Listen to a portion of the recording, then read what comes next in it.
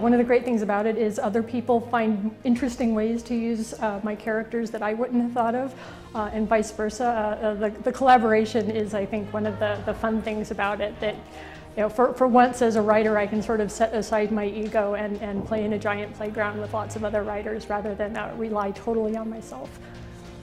One of the challenging things about Wildcards is that we're all working in each other's playgrounds and we are using and abusing other people's characters, which can be great, can be a little startling. So far, people have actually gone pretty gentle on my characters, and it's mostly George who writes back to me and says, "Hey, you haven't done anything terrible to them yet. Do something terrible." So, and to be fair, every time I've done that, it's made it a better story. I really do like writing characters created by other writers. I was just thinking about that, and even characters whose powers didn't mean all that much to me when I just heard about them, when I was actually writing them, suddenly I'm like, yeah, that's cool.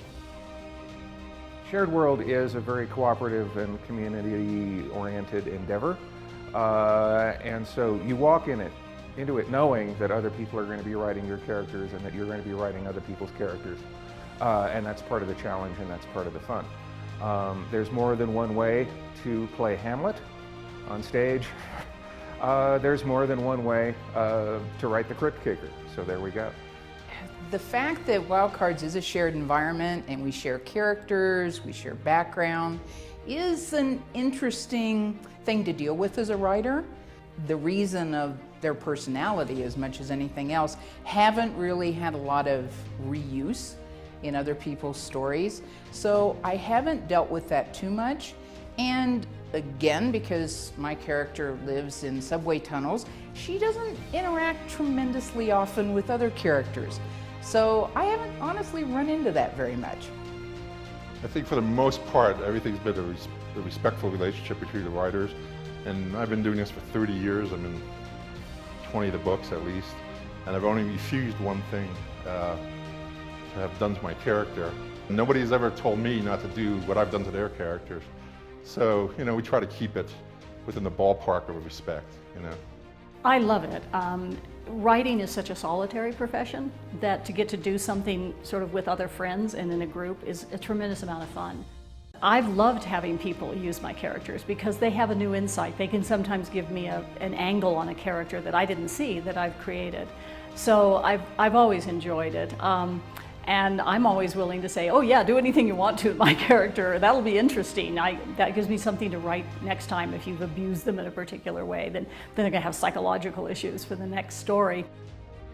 Well, it did a little bit at first, but I was actually part of the Wildcards before there was a Wildcards. I was one of the original players at the role-playing game, and I knew a lot of the other writers.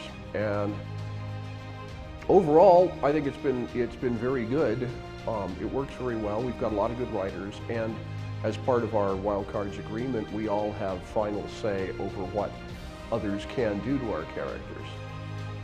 It's very different working in a universe that already exists with other characters who already exist. When I'm writing my own stuff, I make everything up. And if I decide, oh, this character, this bit of world building isn't working, I can always go back and have it be different from the beginning. That's really the writer's superpower, is the ability to go back and have it have been different from the beginning. But when I'm working in a universe that was created and maintained by other people, then I don't have that control. I never wrote fanfic, but I do get to write other people's characters here, and that's fun. And it is so cool when other people use my characters. I feel so validated when one of my characters appears in somebody else's story.